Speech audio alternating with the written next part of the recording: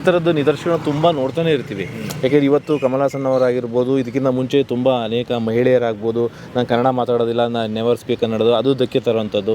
ಈ ಥರ ನಾಡದ್ರೋಹ ಕೆಲಸ, ಈಗೇನು ದೇಶದ್ರೋಹ ಕೆಲಸಗಳನ್ನು ಮಾಡಿದವ್ರಿಗೆ ಏನೆಲ್ಲ ಶಿಕ್ಷೆ ಆಗುತ್ತೋ ಅದೇ ಥರ ಈ ಥರ ನಾಡದ್ರೋಹಿ ಕೆಲಸಗಳನ್ನು ಅಂದರೆ ಇಲ್ಲಿನ ಅನುಕೂಲಗಳು ಬೇಕು, ಇಲ್ಲಿನ ದುಡ್ಡು ಬೇಕು, ಅಥವಾ ಇಲ್ಲಿ ಸಿನಿಮಾ ರಿಲೀಸ್ ಮಾಡ್ಕೊಂಡು ದುಡ್ಡು ಮಾಡ್ಕೋಬೇಕು, ಎಲ್ಲ ಬೇಕು, ಬಟ್ ಈ ನಾಡಿಗೆ ಬೆಲೆ ಕೊಡೋಲ್ಲ. ನಾಡದ್ರೋಹಿ ಕೆಲಸ ಮಾಡೋವಂಥವ್ರಿಗೆ ಕಾನೂನಡಿಯಲ್ಲಿ ನಾವೇನು ಶಿಕ್ಷೆ ಕೊಡ್ಸೋಕ್ಕಾಗೋದಿಲ್ವಾ? ನೋಡಿ, ಅದು ಸೆಡಿಷನ್ ಅಂತ ಬರುತ್ತೆ.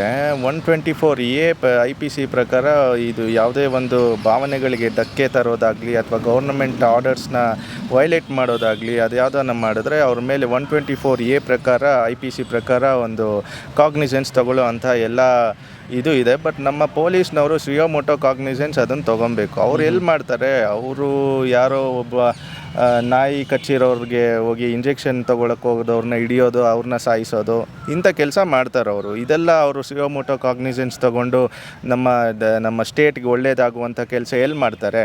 ಅವ್ರು ಮಾಡಬೇಕು ಅದನ್ನು. They have all right to take suo motu cognizance and proceed investigation against the Kamal Haasan. ಅದು ಮಾಡಿಲ್ಲ ಅಲ್ಲ ಅವರು. ಅಥವಾ ಈಗ ಕನ್ನಡ ಪರ ಹೋರಾಟಗಾರರು ಕಂಪ್ಲೇಂಟ್ ಕೊಡ್ಬೋದಾ? ಆ ಥರ ಕೊಟ್ಬಿಟ್ಟು ಈ ಥರ ಒಂದು ಕೇಸ್ ಹಾಕಿದ್ದು ಕಂಪ್ಲೇಂಟ್ ಕೊಡ್ಬೋದು. ಅದು ಯಾವ ಸೆಕ್ಷನ್ ಹಾಕ್ತಾರೆ, ಏನು ಕತೆ ಅಂತ ಹೇಳ್ಬಿಟ್ಟು ಅದು ಪೊಲೀಸ್ ಅವ್ರಿಗೆ ವಿವೇಚನೆಗೆ ಬಿಟ್ಟಿದ್ದು, ಅದನ್ನು ನೋಡಿ ಮಾಡ್ಕೋಬೇಕಾಗತ್ತೆ ಸರ್. ಓಕೆ. ಯಾಕೆ ಈ ಪ್ರಶ್ನೆ ಕೇಳಿದೆ ಅಂದರೆ ಈ ಥರ ಪ್ರಕರಣಗಳು ನಡೀತಾನೆ ಇದೆ. ಇದೇನಾಗುತ್ತೆ, ಅವರು ಮಿಸ್ಯೂಸ್ ಮಾಡ್ಕೋತಾರೆ. ನಮ್ಮ ನಾಡನ್ನು, ನಮ್ಮ ಜಲನ ಬಳಸ್ಕೊಂಡು ಅವ್ರು ಪಬ್ಲಿಸಿಟಿ ತೊಗೊಳ್ಳೋವಂಥವ್ರು ಕೆಲವರು ಇದ್ದಾರೆ. ಅಂದರೆ ಇಲ್ಲಿ ಕಮಲ್ ಹಾಸನ್ ಅವ್ರದ್ದು ಪಬ್ಲಿಸಿಟಿ ಅಂತ ಹೇಳ್ತಾ ಇಲ್ಲ, ಯಾಕೆಂದರೆ ಅವ್ರು ಆಲ್ರೆಡಿ ಹೆಸರಂತ ನಟ. ಬಟ್ ಆದರೆ ಅವ್ರ ಸಿನಿಮಾ ಒಂದು ರಿಲೀಸ್ ಆಗಬೇಕು, ಎಷ್ಟೋ ಜನ ಗೊತ್ತಿರೋದಿಲ್ಲ ಕಮಲ್ ಹಾಸನ್ ಅವ್ರ ಫ್ರೀ ಪಬ್ಲಿಸಿಟಿ. ಈ ಸಿನಿಮಾ ಪ್ರಮೋಷನ್ ಮಾಡಬೇಕು ಅಂದರೆ ಆಲ್ಮೋಸ್ಟ್ ಕಮರ್ಷಿಯಲ್, ಬಟ್ ಈಗ ಫ್ರೀ ಪಬ್ಲಿಸಿಟಿ ತೊಗೊಂಡಾಗುತ್ತೆ.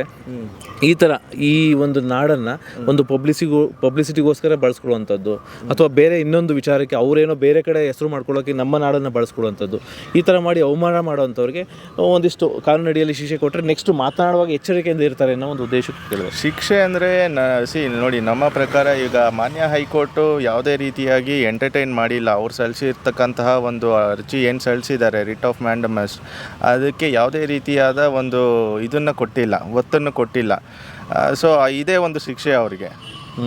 ಈಗ ಅವರು ಫೇಸ್ ಮಾಡ್ಕೊಳ್ಳಿ, ಕಾನ್ಸಿಕ್ವೆನ್ಸಸ್ ಫೇಸ್ ಮಾಡ್ಕೊಳ್ಳಿ. ಅದು ಹೆಂಗೆ ರಿಲೀಸ್ ಮಾಡ್ತಾರೆ, ಅವತ್ತಿನ ದಿನ ರಿಲೀಸ್ ಮಾಡಲಿ. ಅವರು ಕೇಳ್ತಾ ಇರೋದು ಒಂದು ಸಾರಿ ಕೇಳಿದ್ರೆ ಇಲ್ಲಿ ಯಾರೂ ಇಲ್ಲಿ ಅವ್ರ ಫಿಲಮ್ ಬರೋದಕ್ಕಾಗಲಿ ಅಥವಾ ಬೇರೆ ಇನ್ನೊಂದಕ್ಕಾಗಲಿ ಯಾರೂ ತಡೆ ಮಾಡಲ್ಲ.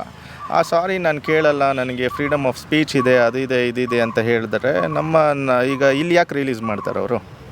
ಅದನ್ನೇ ಮಾನ್ಯ ಹೈಕೋರ್ಟ್ ಹೇಳಿದೆ. ಸಾರಿ ಕೇಳಲಿ, ಇಲ್ಲಾಂದರೆ ಅವ್ರು ಏನು ಫೇಸ್ ಮಾಡ್ತಾರೆ ಫೇಸ್ ಮಾಡ್ಕೊಳ್ಳಿ ಅಂತ ಮಾನ್ಯ ಹೈಕೋರ್ಟ್ ಹೇಳಿದೆ.